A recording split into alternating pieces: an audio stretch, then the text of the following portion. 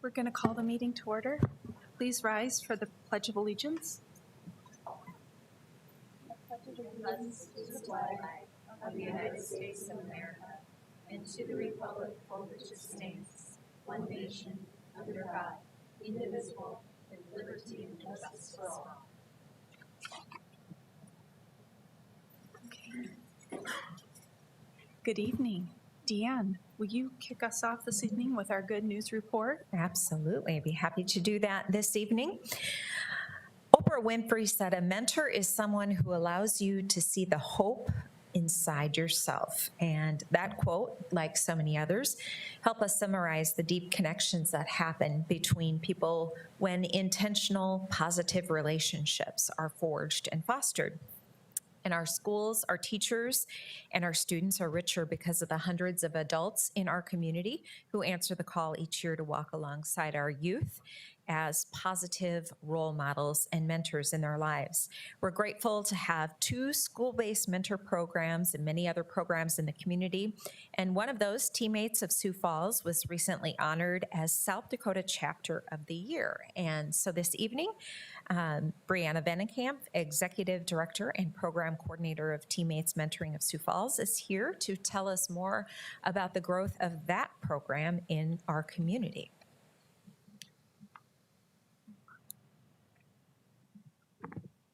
Greetings. Get aligned here.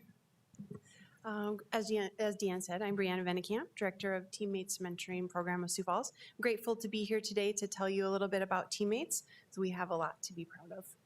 In 1991, Tom and Nancy Osborne collaborated with their community to create the one-to-one school-based mentoring program we now know today as Teammates Mentoring. Over the past 34 years, the program has grown to serve more than 50,000 students over 6 states. Our Teammates chapter launched in Sioux Falls in 2020 through a partnership with the Sioux Falls School District and the Great Life Cares Foundation. We began serving students in the spring of 2021. We shall not name what happened earlier in 2021, right? Teammates was added to work alongside LSS to tackle the ever-growing wait list of kids wanting a mentor. There we go. At Teammates, our mission is to positively impact the world by inspiring students to reach their full potential through mentoring. We work with students in 2nd through 12th grade. We provide the mentee with training to help them learn about healthy boundaries and expectations for their mentoring relationship. Whenever possible, Teammates mentors make a commitment to stay matched with their mentee and remain a caring, consistent presence in their lives until that student graduates. Because of this longer commitment, we take time in the beginning to take mentor and mentee preferences into consideration and match with intention. Their senior year, mentees who have had a mentor for at least 3 years are eligible to apply for scholarships to 4-year, 2-year, or technical colleges. Last year, Teammates gave away $6.7 million in scholarships to graduating seniors across their program. Augustana University recently joined the list, and now they offer full and 3/4 academic scholarships to graduating Teammates mentees. As Teammates Mentoring of Sioux Falls enters our 5th year in the Sioux Falls School District, our program has grown from serving students at 2 elementary schools to serving over 200 students across all 4 high schools, all 7 middle schools, including Axtell, and 16 of the 25 elementary schools. One of the reasons we received Chapter of the Year is because for the past 3 years, our program has exceeded the 15% growth per year that Teammates recommends. As you can see, we have almost doubled the amount of students we're serving in 2 years. That, along with a strong board, school district support, and collaboration with other nonprofits in our community means we are all working together to create conditions where mentoring can thrive and students benefit.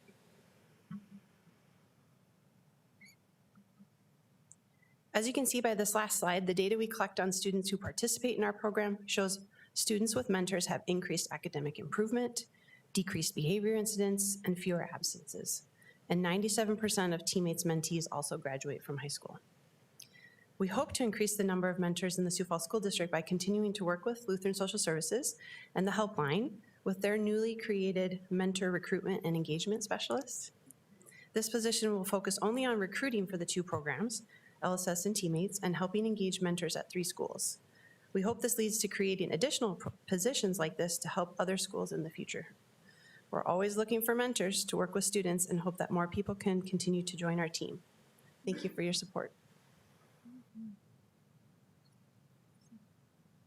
Do we have any questions?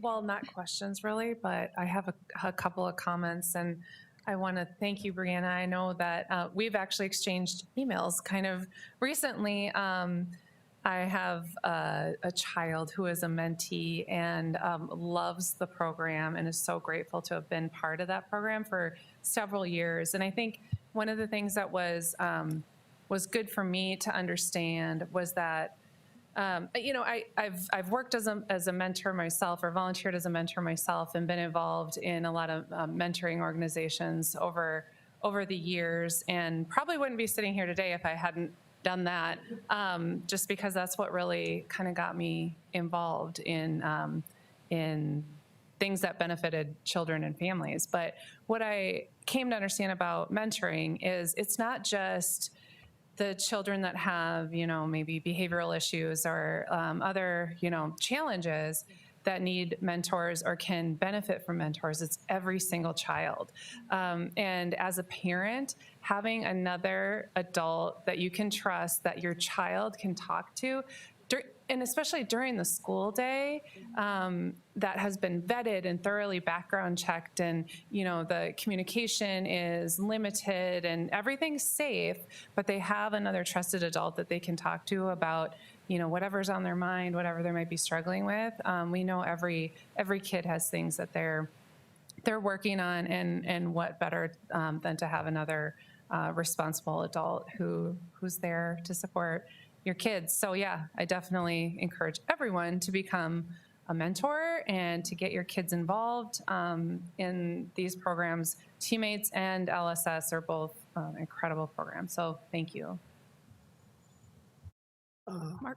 I have a question. So I'd like to know how you approach someone.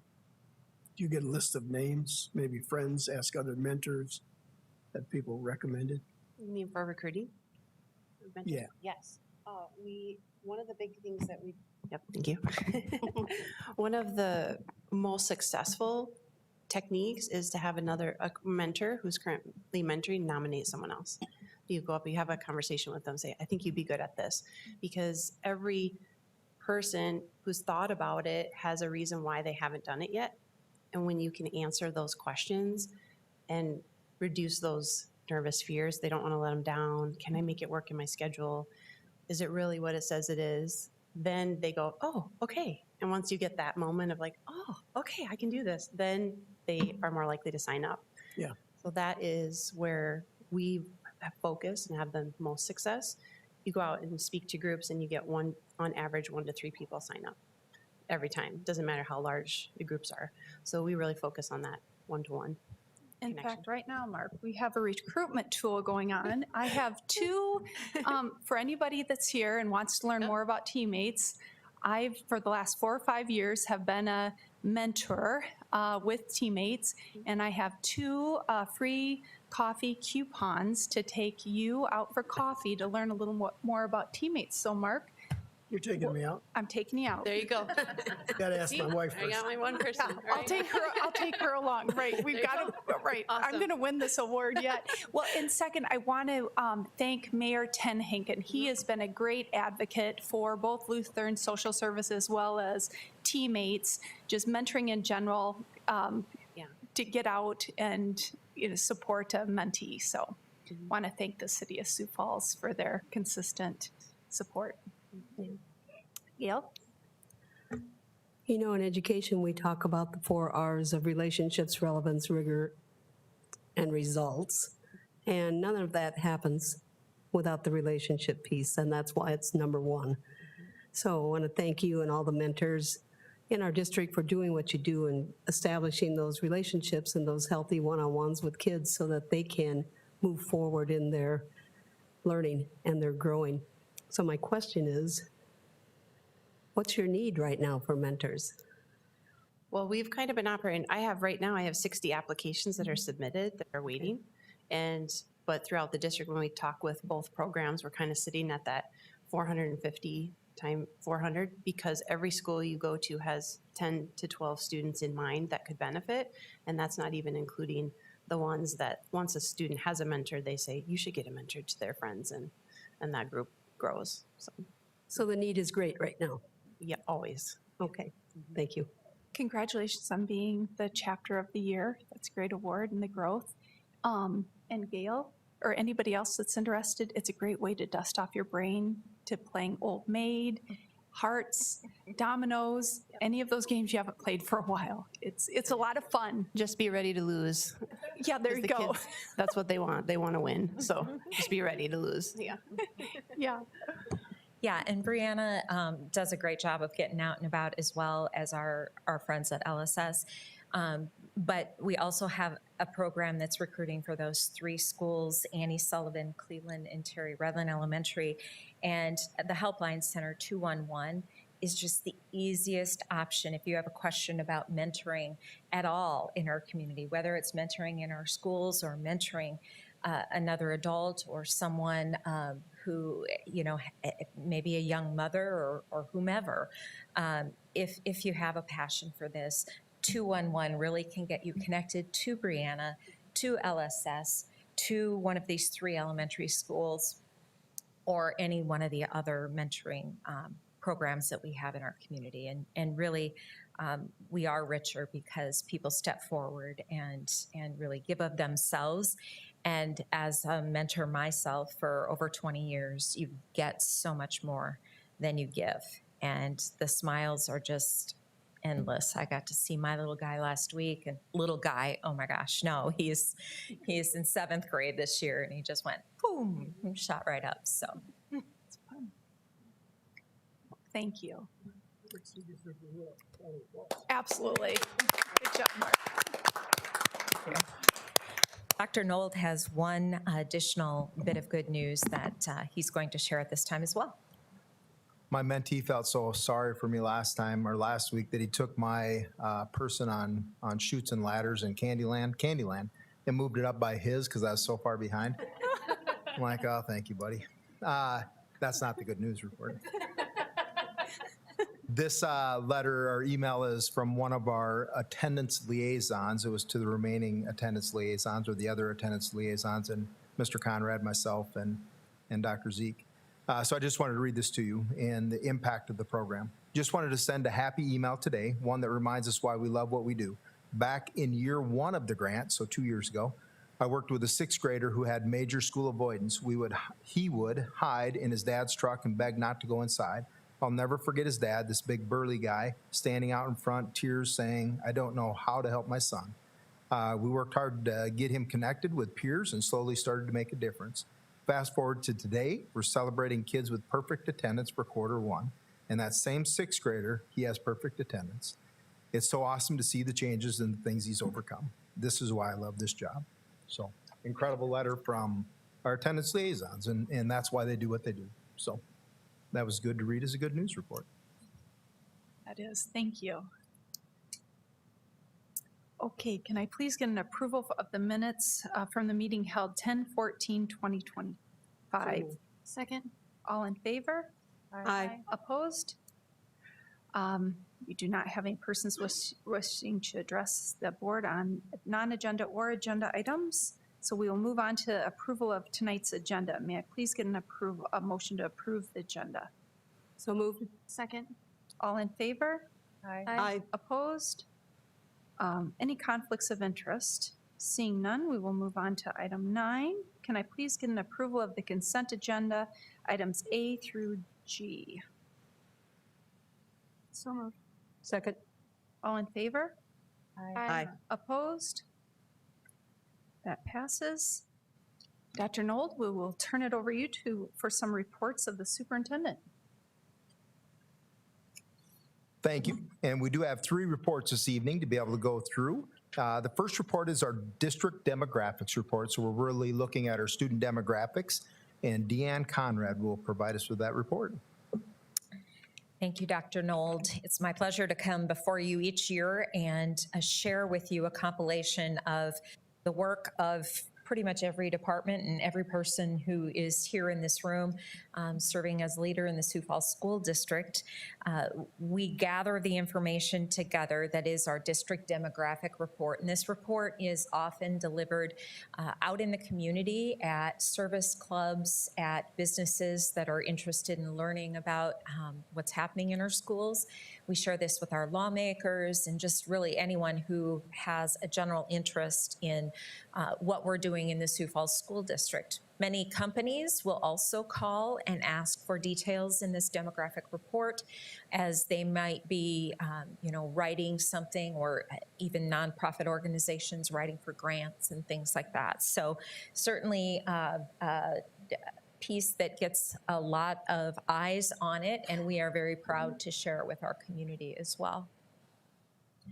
So we start out with our district priorities, and these priorities have been in place for a number of years now: academic success, community engagement, well-being, staff excellence, and the effective use of resources. And we say that every decision that we make and recommendation that we bring before you as a board falls underneath one of these categories. And these are the things that we are setting our sights on, because we know that delivery in all of these areas will help us deliver a great educational product for our public school students. Our mission is to educate and prepare each student to succeed in a changing world. Dr. Nold has developed sort of a statement by which he stands, and we talk about strong public schools are essential to our freedom and to our future, and that we welcome all students from every background, culture, ability, and life circumstance. And we promise each one of those students the same thing, that a challenging education waits for them, and it's grounded in engaging coursework and real-world learning experiences. We have so many offerings available to our students, and again, that is thanks in part to our wonderful community that steps forward and joins us in the efforts of our public schools. And we cannot go on without saying enough about our staff. They show up every day. They are the faces welcoming students into the classroom every single day, stretching students beyond what that student thought was even possible to discover their path to success. And we have so many examples of teachers, and even our, as Dr. Nold said, our attendance liaisons coming beside students and celebrating the wonderful achievement, their personal gains, their classroom gains, their school-wide gains. We can't do it without our teachers, and they are really the backbone, and they help us make a difference every single day. Our junior kindergarten to 12th grade enrollment, our numbers have gone down slightly again. Over the last couple of years, we've seen a dip, and that puts us about the same as where we were in 22-23. We continue to watch the birth rate in Sioux Falls, and then there's a difficult calculation that I don't even try to understand that is done to determine what 5 or 6-year-old students who were born in Minnehaha County will be joining us in the schools 5 or 6 years later after their birth. And so we continue to watch that. Obviously, our funding in public schools is based on the enrollment on the last Friday in September, and that is the count, 24,059. Our student diversity over time has changed about 1% to 2% every year. We did notice that slowing a little bit this year. We have become more diverse, 0.7% more diverse this year, and as mentioned, over the previous 20 years, that had changed between 1% and 2%. But a wonderful reflection of our world that is right here in Sioux Falls, where our students can meet and learn about the world without ever having to travel to another country, because their friends, their classmates are here to share that with them. And so we believe that we are better because we have all of those cultures and backgrounds amongst our students. they teach us every single day. Our English learners sit at 3,086 students this year. We are representing 115 languages spoken in the homes of our students. Our highest birth countries outside of the United States include El Salvador, Ethiopia, Guatemala, and Mexico. Our highest languages outside of English are then Spanish, Swahili, Amharic, Kunama, and Nepali. And those 5 have stayed the same. I want to say probably for the last 10 years or so, we've had the same 5 languages that have been representative of our largest population of non-English speaking students. Our free and reduced meals are about holding steady to the same that we saw last year. You'll notice on the left-hand side of the screen 10 years ago, which again, we haven't seen much change over time. There was that period of time when we did have meals that were free to all students because of the pandemic, and so we did not require, and we're not requiring families to submit an application for free or reduced meals. So of course our data is null in that particular area. But as we rebounded after that, first year we had some difficulty getting families to understand that they had to reapply every single year. And so we continue to work on that and share that messaging frequently. 51.5% of our elementary students qualify for free or reduced lunch, 48.1% of our middle school students, and 36.9% of our high school students. We would caution and make note that the 51.5% is really probably a better reflection of each of the middle and high school levels as well. But there are many different options happening at the middle and high school level. At the high school, not the least of which is open lunch, for those who are able, juniors and seniors to leave campus, and they may just not be applying. Our district as a whole is 46.5%. Oops. Boy, that jumped ahead. Special education, we serve 4,397 students, ages 3 to 21, who have special needs for their education, be able to access education with their abilities and to help them be successful. That number is up 243 over the previous year.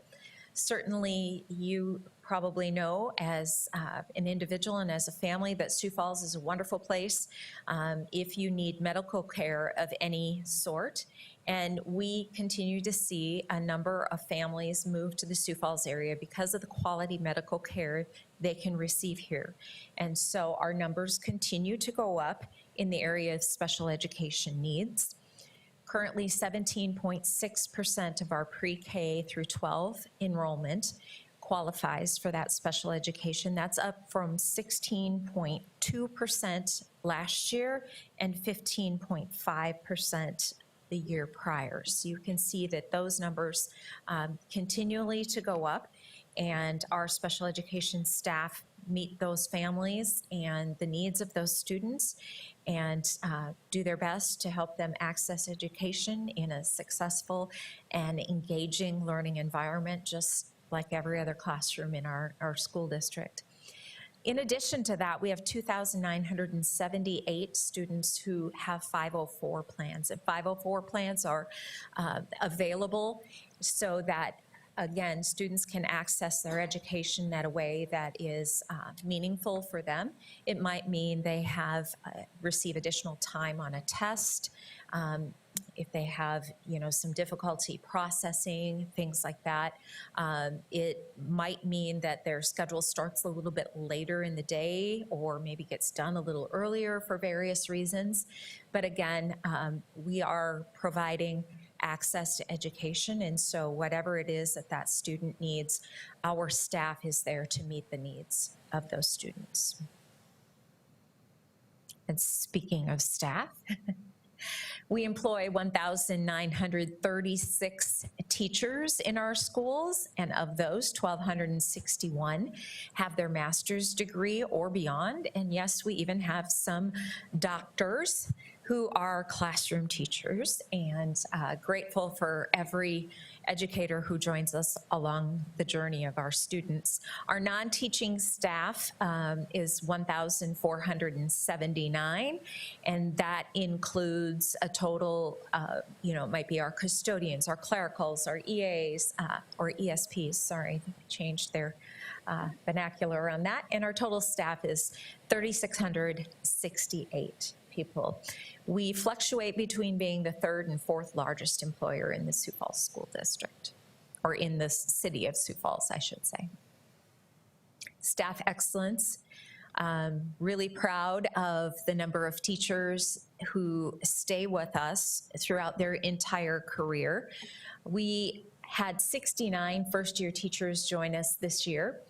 We have 251 in the first 3 years of employment.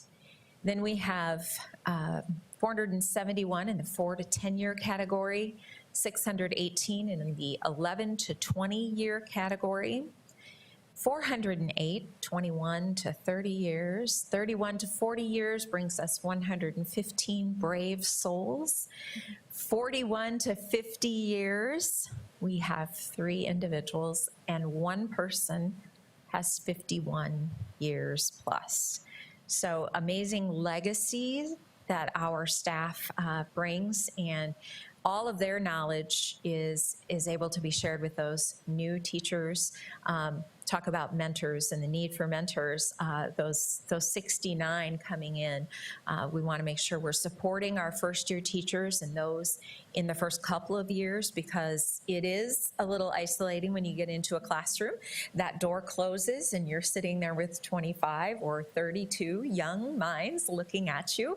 And so certainly mentoring is a real need amongst our staff as well.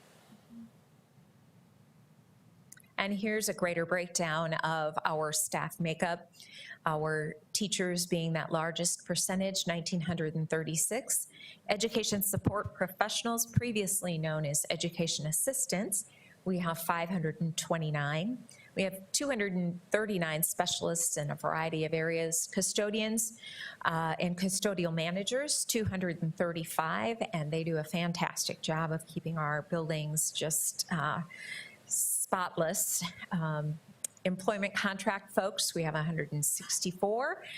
Clerical, 161. Child nutrition, 151. And administrators, 103. This year, at the start of the school year, Dr. Knoll visited every one of our employee groups and really laid out his vision, being in his first year as superintendent. And we settled on the theme of Be the Difference. And that being the difference can be done in a variety of different ways. You can be the difference if you're a custodian. You can be the difference in the lunch line and with that interaction and relationships you're building with students. You can be the difference in the office, answering the phone, greeting visitors, parents. Everyone has a role to play and can be the difference. And so we continue to ask our staff to show up every single day. They do it, and they do it with a smile on their face. And we're very proud of what we're able to deliver to our families in the Sioux Falls Public Schools. Additionally, the academic success portion is typically part of this report. There are some finalizations happening with the numbers from the state on that, and I believe in your next board meeting, you'll be getting those. Once those numbers are complete, we will add those slides to this larger document.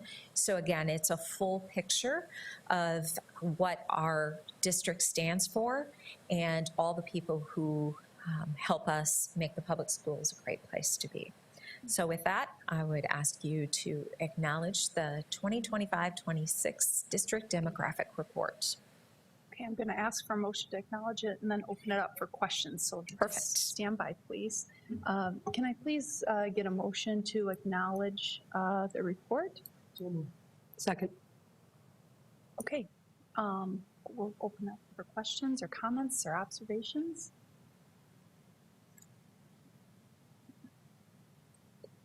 Well, I just have one observation, and this is, I mean, we go over a lot of data here this evening concerning the demographics and the enrollment. But for us as a board, I can't speak for anybody, but for myself, I know it's so critically important because it really helps to understand the patterns that we see behind the growth. So thanks for carving out the time to do that. And why that is so critically important is then we can see the areas of stability or the areas of shift and how we're planning for the future. And that is really essential information when we are looking at making good decisions regarding our staffing. I mean, 3,668 people that make up our district to be the difference. Our programs, the ELA that you touched on, the reduced and free meals, the special education, the 501 needs, as well as our facilities. Our facilities are so critically important. But anyway, we just really need that information to make some sound and useful decisions for the district. So go ahead, Gail. I just want to reiterate one number. You went and gave us a lot of great numbers, but here's one that sticks out to me. 65% of our teaching staff have master's degrees or higher. That's a wow. It doesn't happen in every district that way, and when we wonder why we have such a strong district, it starts with that foundation, and then we surround our teaching staff with all the great other staff that we have that help make their jobs so good. And so, you know, we celebrate a lot of successes in this district, but it starts right there in the classroom. And when you've got well-trained, well-educated staff teaching our kids, we're always just going to go up. So Yeah, congratulations. What employer won't want 1/3 of their staff being master's degree? So that's, yeah, well, was it 65? Was that the latest? Yeah, 2/3. 2/3. 2/3. Well, that's a lot to say. Yeah. And I'll just, I guess, point out one other number. That's our special education number, over 4,000 students in special education programs, which I think at one point I was told that if that were a school district on its own, it would be the 6th largest in the state, something Once like again, that. it's one of those numbers that Bounces bobbles around. between 5th and 6th. But definitely in the top 10. Yes. Definitely in the top 10. Yes. So, you know, just thinking about that and the impact, and as you mentioned, the great quality healthcare that we have in Sioux Falls and how key it is that we keep that special education program strong for those kids and those families in particular. Absolutely. Yeah. I did, Deanne had mentioned earlier that we use this multiple times as we go out and present information to our community. And it exactly is that, to show the strengths of our school district. And it is absolutely a strength with diversity in so many different ways. The diversity of our district that our students can come in contact with and work with and sit alongside and share information and talk about so many different topics and get a world global perspective before they even leave our high schools. And that's benefited them greatly as they move off into the secondary schools or, you know, obviously post high school. And so it's a benefit to our kids to be able to see those things, experience those things, and truly be able to interact with each other. This past week, I was at the Lakota Music Project where they talked about sharing diversity and working with that. And when they had interviewed me being there, I said, you know, this isn't a children's problem. It's not our kids' problem. They accept each other, and they do an incredible job. It's an adult problem. Mm-hmm. And our kids do an outstanding job of working with each other and accepting and knowing how to interact and share ideas and concepts. So it's incredible to see that, and our teachers do a great job working with them on that. So thank you. Any other questions? Are we ready to vote? Okay, all in favor say aye. Aye. Opposed? We have acknowledged the district demographic report as well as the enrollment. Our next report will be on the K-12 fall enrollment. So Mr. Morrison comes early in the fall to give us the pre-numbers. And this one here will build upon what Deanna has provided for us, Ms. Conrad has provided for us, and give us the demographic breakdown of our final fall enrollment that we use in that last Friday of September. Good evening. As Dr. Nold said, I was here about a month and a half ago giving you the preliminary numbers, which are traditionally we give a day 4 count. It's the way we've always done it. And then we come back and give the final count, which is always the last Friday in September, which was September 26th. And we just signed off on the final enrollment where we reconciled with the state on Friday.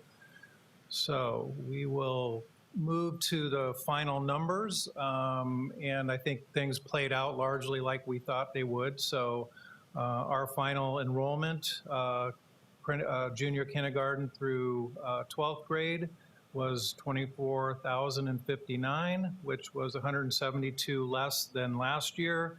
And pre-K was down a little bit as well. So I would say one thing to note is between day 4 and the final count, which, as I said, just happened on Friday, there's a lot of enrollment changes that go on. So we processed, or the clericals and registrars, nearly 600 student records between day 4 and the final count. And so those are things like in-state, out-of-state transfers.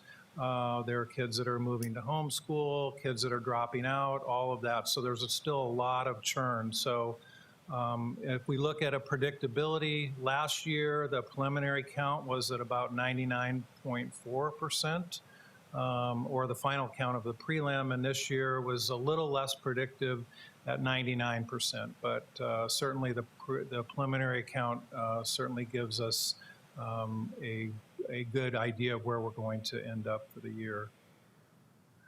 I think Deanne showed you this, so you can see sort of the, we were climbing through 2023, 24, and then we've dipped down the last 2 years. And again, that's just been, if you looked at one single cause that you can point at, it's really the kindergarten class. And we've been down in the 1,700 range instead of up in the 2,000 range. So we'll continue to monitor that, but that's really the driver of that.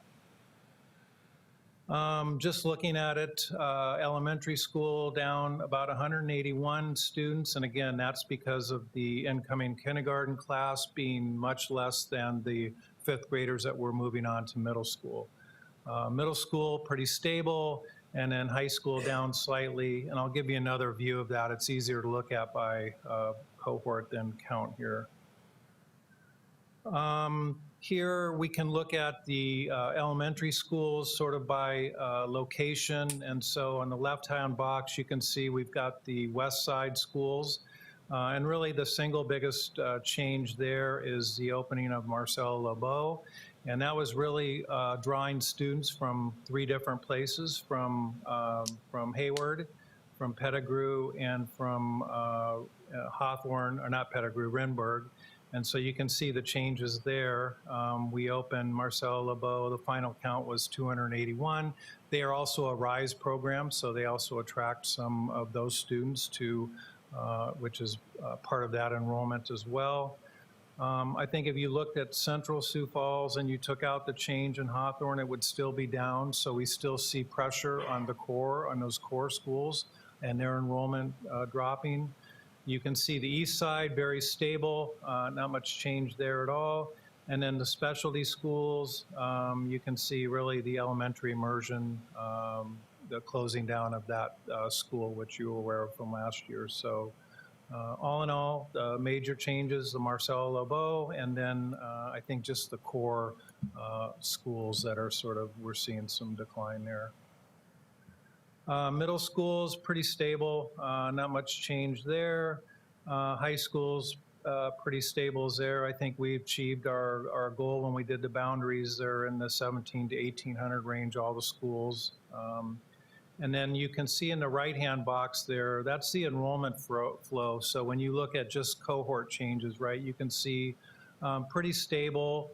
cohort changes except when you get into 11th and 12th grade, and those are really where you start to see your students that are either graduating early or they're discontinuing their education. So if you think about it, even with our high graduation rate that you'll get that you might have seen in the school report card being at an all-time 10-year high, if that's at 90% and we're still losing 10%, which on a cohort of 2,000 is still 200 kids. So, you know, we hate to lose any, but that's just a reality that we lose kids along the way. Those usually happen in the kind of the 10th, 11th grade time frame. Open enrollment staying pretty stable. It was up about 4. And I think we talked about last time the schools that we have heavy open enrollment in, from Brandon, Harrisburg, Tri-Valley, and then the schools that they're going to, Lincoln, Sonia Sotomayor with the Spanish immersion program. So pretty stable all in all, not much change from the prior year at all. And then we have fall funding. So fall funding is a little bit different than the final enrollment count because we get paid for or reimbursed from the state for some of our auxiliary programs. So some of the Avera programs, JDC, et cetera, we get paid for those students. And so all in all, our funding number we ended up at 194 down. Which, as Todd reminds me, is at $7,500 a student. That's $1.5 million. So that's the impact of that. So what will happen in the next month or two really is we'll start to get some more information from the state as they release some of the statewide numbers. And so we'll be able to see what's happening with some of the contiguous public schools, private schools, and we'll also be able to get a sense of what's going on in homeschool.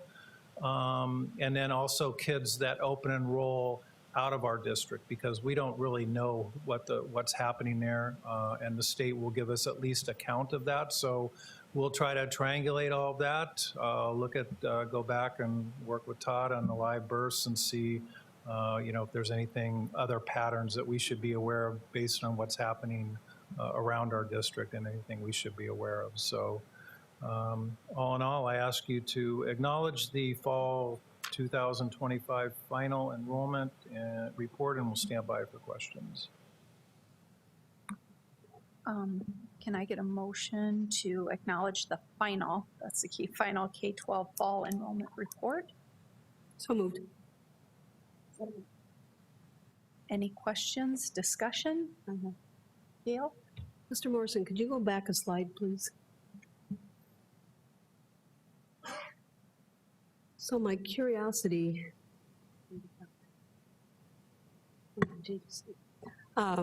with the new JDC opening and students moving into that new facility, will we anticipate any increase in student numbers from that facility? Do you know? Yeah, I did have a conversation with Jamie Gravitz, who coordinates the facility there and oversees it. Their hope would not to be. There could be, though. And depending on what that would be through the year, it doesn't change our funding as a result of that, because it's still going to be on the final Friday in September. So this year, obviously, the count that we had there, 26, it's sitting at about 30 roughly right now. So it does usually increase some over the time. But you just accept it at what it is, and that's what we get funded at, is that final count date in September on the Friday. There could be an anticipation their beds there will have a capacity significantly larger. So if it does increase in size, we'll still be receiving a reimbursement from the state for that final Friday count. That payment in the rears is always the one that gets public schools. Yep. Any other questions, observations? Okay, we'll go ahead and take a vote. All in favor, say aye. Aye. Opposed? thank you. Your report is carried. Thank you, Mr. Morrison. The last report we do have is on our technology update. And the report on this, you really will see some of the things that we've worked on in our technology department. With ITS, the Information and Technology Services, to look at safety, obviously, of our technology, and then also the customer service. So We will go through and listen to that report at this time. Thank you, Dr. Nold. Good afternoon. Today we're just going to, like as Dr. Nold said, just go over some of the updates of what's been going on over the last year. And just right from the get-go, everyone in the ITS department has heard me many times, and some of you as well heard me say that this summer was everything everywhere all at once for us. So it was definitely a very busy year for us. A lot of just quality of life improvements, like Dr. Nold has said as well, improvements to security and other things as well. With that being said, we did start this year rolling out multi-factor authentication. We had a limited number of that staff who had that in place before. This has now been rolled out district-wide. That's going to definitely be a big step in increasing the security of our district, keeping our student and our staff data very secure. Just adds one extra level of protection. You guys were all part of that as well as every member throughout the district. This just makes sure that if people are logging in, we know there's just that secondary verification of you are who you say you are in case of password compromises or anything like that. One of the big pieces that we also had in place was our VoIP telephone system conversion. We actually were on an analog system up until this year. Our vendors that had been working on that system said we are not going to be supporting that any longer, and we definitely wanted to get something in place to make sure that communication would still be up. We didn't want systems failing, so that was definitely something that we needed to take on. But that does give us some increased flexibility now, where even in case of if staff need to make calls outside, they can call from their computer. If they want, they can use their cell phone, call just as if they're right in the district using their numbers. That's definitely been an improvement on that side that will support us long-term and keep the communications open. So still doing some refinement on that process, but that opens up a lot of flexibility for us now. Apart from that, we also did have a network redesign, and that was actually part of some of our E-rate funding. As was mentioned with the free and reduced lunch participation rate, one of the big factors of our funding for reimbursement of those funds actually comes based on that free reduced lunch participation rate. If we do get that, right now that does reimburse us at 60%. If we ever jump over that 50% line, that actually reimburses us at 80% now, but we're not quite there. But that actually did go a long ways to modernizing our infrastructure. This was part of the last year of our E-rate funding cycle.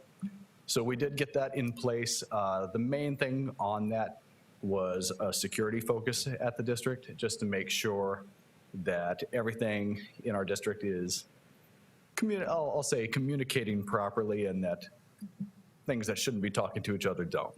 That is one of the key factors of that. That was just a ground up rebuild from just the actual fundamentals of the district network design all the way up. And one key piece that we had with our ITS department, we've actually seen a fairly stable number of tickets that come in. We do ask that staff, if they need assistance, they do submit those tickets to us. We still see around 24,000 tickets a year that come in on there. That's not a perfect representation of everything. Sometimes we get the calls or the emails that don't go through there, but we see that fairly consistent right now. One thing that we have seen over the last few years, though, is we have been able to successfully reduce the number of time for response time as well as resolution time. So essentially, as our staff are submitting those tickets, they're now getting a quicker response back from our staff as well as a quicker resolution time on that. It's really to just make sure that if teachers are experiencing an issue in the classroom, that they're up, back and running, that they're functional as quick as possible. And this does represent not only just those day-to-day operations, but also large-scale projects as well. Some of those go multiple weeks or even months too for larger projects. So this is our average over the entirety of all those tickets. So very proud of the team. Definitely with some of our new leadership in there, including John Forster, our network infrastructure manager, and Mike Udley. Both of those have started within the last 2 years. really put a focus on their individual teams to see how we could like improve that process, and that's gone very well for us. So I think that's definitely showing very good results there. One thing that we've been actually putting a focus on, just on the priorities for ITS, we've looked at a few different things. Really, we want to just make sure that we're aligning our priorities with the district priorities that were previously mentioned as well. But really, we want to make sure that the technology that we put in place is aligned with the instructional and curricular needs. So working with the teams to just make sure that what we're putting in place is good for now as well as the future. Also able to enhance reliability and security. It has been said that with ransomware attacks, K-12 districts are the thing that's keeping that business going there. So we have not had any cybersecurity issues like that, but we continue to put up more resilient structures to prevent those from occurring. We also do want to make sure that technology is safe, supportable, and increasing efficiency on both students, staff. We want to make sure that everything that we put in place, make sure that teachers and other staff are becoming operationally proficient as soon as possible when they step into a new position. So apart from that, I stand by for any questions or comments you may have, but just ask that otherwise, acknowledge the technology update. Hold tight. We're going to get this on the table Absolutely. so we can discuss it. And then, okay, can I get a motion to acknowledge the technology report? So moved. Discussion, questions? No, it's just a lot. We know how important it is when it goes out, so we pay attention. We don't want to be noticed. That's what it comes You know down what I mean? Like, you don't know until something goes out that isn't in our control, and we're like, oh my gosh, this is everywhere. So I appreciate, all the effort that goes into it. And as a parent of a sixth grader, I appreciate all the different proper things to put in there to keep her safe when she's browsing. So thank you. I did notice your ticket totals are Yeah. down from last year. You must be building some capacity amongst the staff. Yeah, and we are trying to put additional automations in place as well to make sure that we don't even see some of the tickets that we get are to facilitate some tasks that are manual processes right now. We are trying to get again on the efficiency side, trying to automate more of those processes to save time for not only our department but for lots of other departments. Sometimes there's dozens of people involved just to get one change in place, and that's by necessity. So we're working to automate as much of that as possible, just to, like I said, make sure that the time and attention for our staff can be focused on things that are more important than switching one number over here or changing a person from one building to another. So yeah, we're definitely working to improve on that. It's a continuing process. So yeah. Well, and as the demographic of the staff continues to evolve and AI becomes such an important component to how they teach and their efficiency and effectiveness, that those measurements are important to kind of watch. So. How would you give me a summary? Like, I'm sorry, I don't know what's going on, but she's not working down there. But what's the rate or number of attacks or people trying to break into our system? Is that Are you talking about attacks that would be directed towards either us? outside? Yeah. We have not seen any of those ourselves. There has been nationwide, fortunately, a slight decrease over the last year in ransomware-based attacks, but that's just something that a lot of prevention will, that will go a long way rather than trying to Yes. cure something on the other end. I'm going to birdwalk a little bit out of the scope of your report here, so forgive me for a minute here. One thing I hear about, with parents is I think they would like to know, and I know that the district is working on what software programs can parents access that they can check on students' attendance grades and those kinds of things. And I know that they're different at all the levels. And can you give us any kind of an update from your perspective of what might be in the future for parents to access kids' grades? And so right now, everything is accessible from the Infinite Campus parent portal on there. There is information that would be preliminary information in Canvas on our learning management system as well.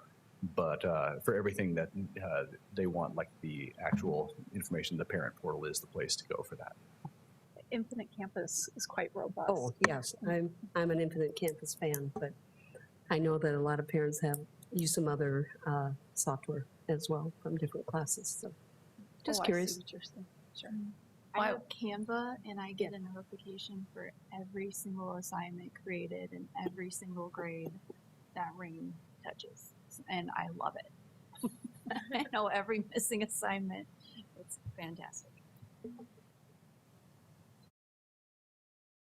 You're very welcome.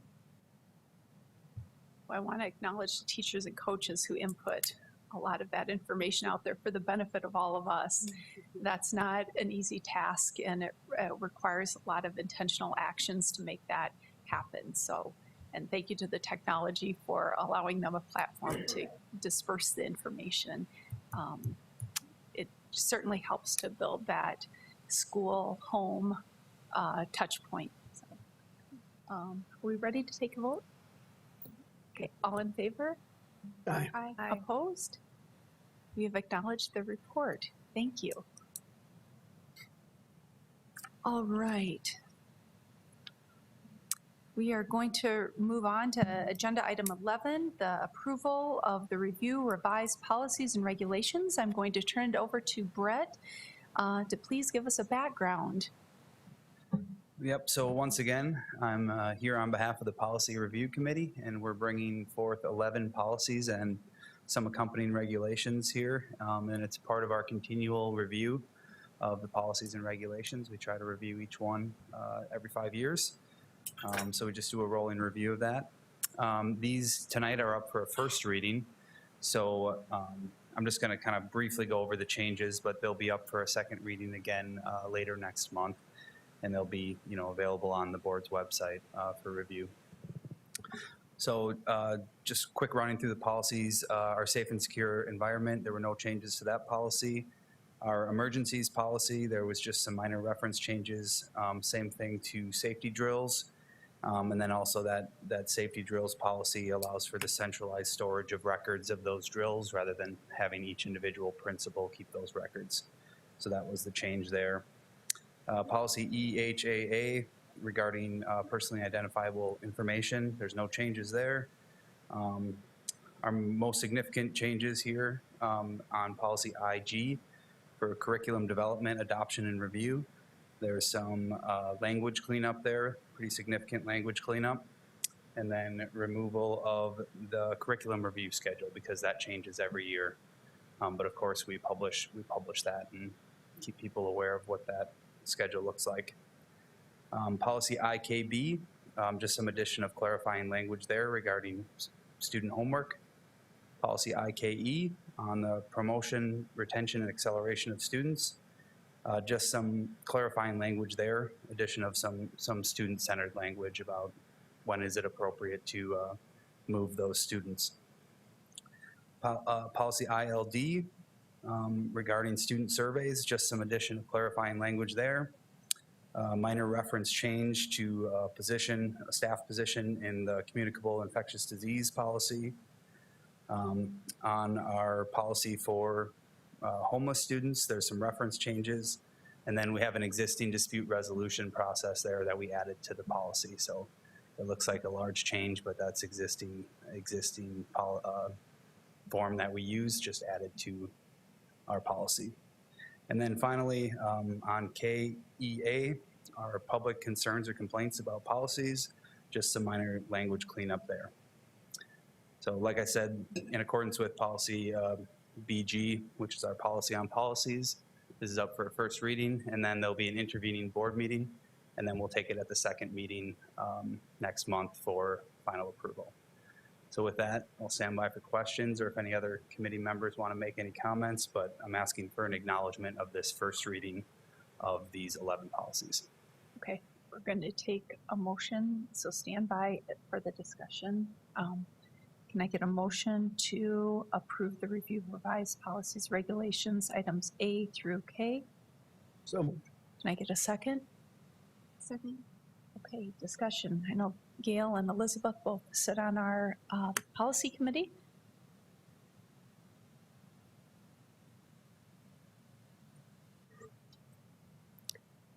I think I mentioned before that Dr. Nolt has added, excuse me, has added another layer of vetting these policies by bringing them to superintendent's cabinet. So a lot of eyes have been on these policies, and when Mr. Aaron says minor things, they were maybe title changes or just, updating people's names as far as needed in policy. They were not overhaul big improvements or deletions from policy, but it's a good process to make sure that we have a lot of people, a lot of information out there. And so I need to ask this question. Our policies are going to be available now for public input on the website, correct? These after a first read? Yep, they're available in the board materials from tonight's meeting, and then they'll also be available in the second meeting next month. So I That's would, a way to find them. pardon me. So I would encourage any staff, any parents that are interested in any of these policies that you've seen that we've brought them forth for the first read, that if you have any thoughts or ideas that you come to the next read, you can say that, or you can contact Mr. Aarons and ask any clarifying questions about those policies as well. Thank you. Yeah, and all I want to add is really that even though there's not real substantive updates to the policies, it's pretty standard stuff. It does give you the opportunity to just review the policies for the first time if you haven't looked at them before, and to familiarize yourself and kind of think about these things. I never really thought about the fact that we have a homework policy. And so just even going through that and seeing what the district policy is on that, I think is worthwhile, especially if anybody has, a certain area of either expertise or concern. Jamie. It is fortunate in our district that we do go through and have a committee that reviews these continuously. I had talked to some individual superintendents that had called me in the last month here about policies and where they're in a little bit of a limbo right now because they haven't reviewed some of them for 10 years or so. And so to have that process in place that we go through to review them, it makes it so we have minor changes instead of significant changes unless something in the law changes. So it's been a great benefit to continually look at those, review those, and make sure that they're updated. Good process. Well, thank you to all of you that are part of the process, and those that would like to be. We now have public input after the first reading, so we can all stay informed and abreast. Are we ready for a vote? All in favor, say aye. Aye. Opposed? Same sign? This carries. Thank you, Brett. We're done. Can I please get a motion? It always feels so abrupt and strange. Can I please get a motion to adjourn tonight's meeting? So moved. Second. All in favor? Aye. Aye. Opposed? We are adjourned.